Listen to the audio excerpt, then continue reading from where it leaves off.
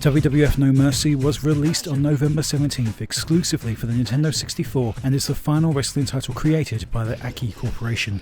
Now, given its reputation for being the greatest wrestling title ever made, it's weird to think that this game takes its title from No Mercy, a random event that takes place in October, instead of perhaps being called WWF Backlash, which would have been a much cooler name coming just after WrestleMania's console debut the year prior. Perhaps it's a reference to how Aki was taking No Mercy on the WCW, essentially putting them out of business of making wrestling games. No Mercy was the height of AKI's 6-year-long journey of refinement and overall improvement on what they had created initially for the WCW. It included the biggest and deepest roster, the best graphics that the N64 had to offer, apart from Triple H's face, and the best story mode of any other Aki game, taken directly from WCW NWO Revenge, then taken from its former title, WrestleMania. On top of that, No Mercy had the deepest creative wrestler you could ask for, and lives up to its legendary title, the best wrestling game ever made, mainly down to its depth and replayability alone.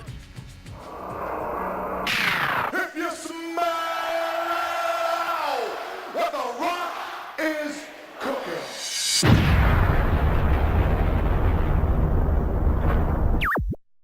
WWF No Mercy.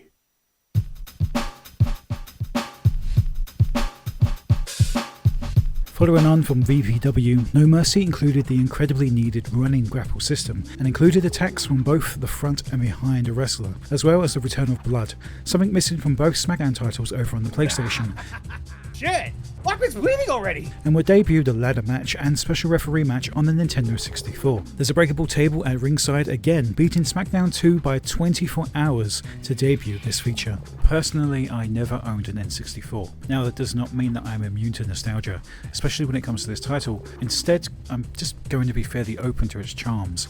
Over the years of people talking up this title have absolutely left an impact on my overall viewpoint on wrestling games as a whole. Busted you open! All that to say, after 20 years of people asking for No Mercy games to basically make a comeback, it leaves WWF No Mercy with some seriously huge shoes to fill. That being said, this time around, the Aki Corporation had some serious contenders to deal with. Not the acclaimed now ECW skinned titles, not the EA-made WCW-style slog of fighting backstage, but from within their own license. WWF SmackDown had been out an amazing 8 months before this, setting the stage not just for wrestling games to come, but for wrestling titles to move upwards, getting better every year instead of falling ass backwards with each new title. Not only was WWF SmackDown just behind Aki's wrestling title, but it was in front of it too, immediately in front.